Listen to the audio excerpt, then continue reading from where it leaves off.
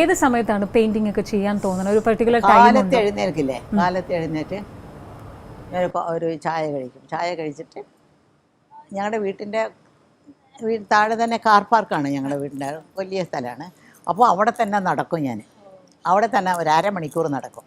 നടന്നിട്ട് വന്നിട്ട് മുഖമൊക്കെ കഴുകിയിട്ട് അപ്പോൾ പെയിൻറ്റിങ് ചെയ്യാൻ തുടങ്ങിയ ഒരു 2-3 മണിക്കൂർ ചെയ്യും. ഓ, കണ്ടിന്യൂസ് ആയിട്ട് ചെയ്യും.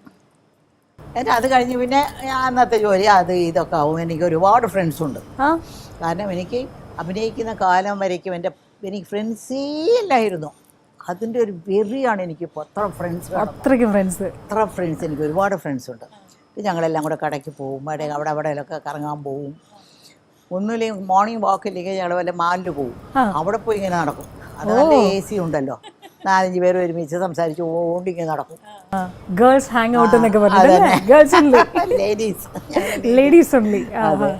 ശരി, അപ്പോൾ അത് എൻജോയ് ചെയ്യുന്നുണ്ട് ഇപ്പോൾ ഏറ്റവും കൂടുതൽ സമയം? Enjoy my life. അതായത് എനിക്ക് ആർക്കും വേണ്ടി പേടിക്കരുത്. നമ്മൾ ന്യായമായിട്ടുള്ള കാര്യത്തിന് ആർക്കും വേണ്ടി പേടിക്കരുത്. നമ്മുടെ ജീവിതം നമ്മുടേതാണ്. നമ്മൾ ജീവിക്കണം, നമ്മുടെ ഇഷ്ടത്തിന് നമ്മൾ ജീവിക്കണം. അങ്ങനെ ജീവിക്കണം.